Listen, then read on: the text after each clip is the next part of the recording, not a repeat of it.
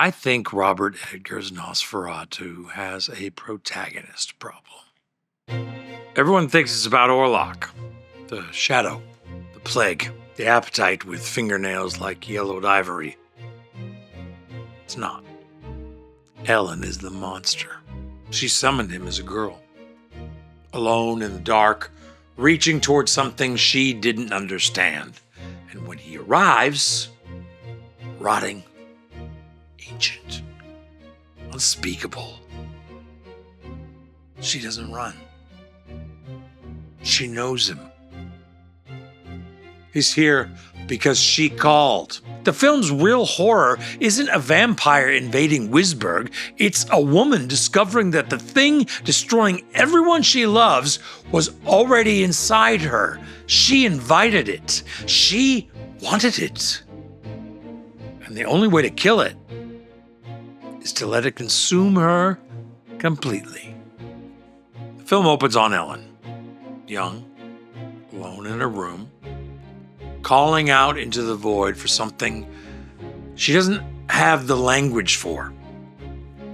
It's not a prayer. It's not a wish. An invitation. And in the mountains of Transylvania, something stirs. Years pass and Ellen has built a life. She has a marriage, a home. Thomas, her husband, is young, he's earnest, he's a man of contracts and handshakes. He loves her genuinely, but he doesn't know what lives inside her. He can't. She's hidden it so well, she's almost convinced herself it isn't there. Then Thomas is dispatched to Transylvania. Real estate matter. Sign the paper, shake the hand, come home. That's when Ellen's dreams begin. Her visions begin.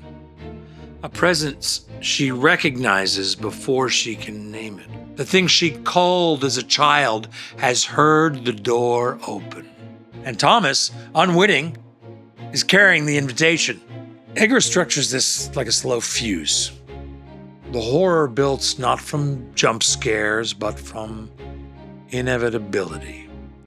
You watch Ellen unravel and you understand this isn't possession. It's recognition. The thing arriving is the thing she summoned. The only question is whether she'll admit it. The dominant reading of Nosferatu frames Ellen as a victim, the innocent wife, the tragic heroine, the woman who sacrifices herself nobly to destroy the monster and save the town. I think that reading is wrong. Not incomplete, wrong. Ellen is not a victim. She is the point of origin. The film gives us this explicitly. She called Orlok as a child, yes, in loneliness, yes, before she understood what she was doing. And when the dreams begin, the convulsions, the visions of a shadow that loves her, she doesn't recoil. She doesn't pray for deliverance. She opens wider. This is the thing that most people miss about possession horror. The victim is never just a victim. There's always a complicity, a door held open, a wanting that doesn't speak its name aloud, but hums underneath everything.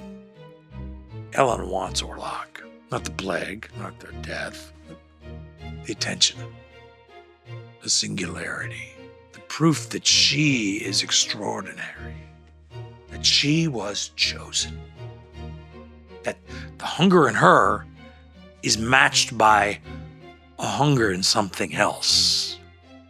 There's a scene in the film. Late, Ellen is fully aware of what she's done. Finally, she speaks the truth to Thomas. She knows Orlok is coming. She knows what he'll do to her. And she doesn't plead for rescue. She doesn't ask Thomas to stop it. She says, this was always going to happen. I called him. I've always known he was coming. That's the moment the film cracks open. Not when Orlok arrives, when Ellen stops lying to herself about who opened the door. You could argue I'm doing the thing horror criticism does too often, blaming the woman for the monster. That is not what I'm saying. Ellen didn't know what she was summoning. A child reaching into the darkness isn't morally responsible for what answers. But the adult Ellen, the one who has lived with this thing her whole life, the one who feels it approaching and doesn't warn anyone, the one who admits to Thomas she knew all along, that Ellen has a choice. Not about whether Orlok comes, about whether she tells the truth. Ellen's complicity is also her power. She is the only one who can stop Orlok. Not because she's stronger, not because she's purer, because she is the one who called him. The summoning is the authority. The confession is the weapon. I gotta say, I love this reading. I can't shake it. It indicts us. It says, the thing you summon, you can unsummon, but only if you stop pretending it arrived by accident. We have fed systems that learn to profit from our fear. We have rewarded cruelty because it was entertaining. We've handed power to people who peddle hatred and called it strength. And then we act shocked when the thing we kept feeding gets hungry enough to come through the door. That's the nightmare of Nosferatu, not that evil exists. Evil always exists. The nightmare is that evil sometimes arrives by invitation. Final image of Nosferatu. Ellen in Orlok's arms, dawn breaking through the window. He disintegrates. She dies. The plague ends. The town survives. It's a horror film that ends the way tragedy ends, with release. What Ellen did was not surrender, it was sacrifice. And not the passive kind, the active kind. The kind where you look at the thing you summoned, you own it completely, and you let it consume you until there's nothing left for it to feed on. Maybe that's what it takes. Maybe killing the thing we summoned means losing something. Let me know in the comments, have you seen Nosferatu? Did Ellen read differently to you? And what are we still feeding that we need to stop? Let's talk about it. Till next time, keep watching weird, beautiful things.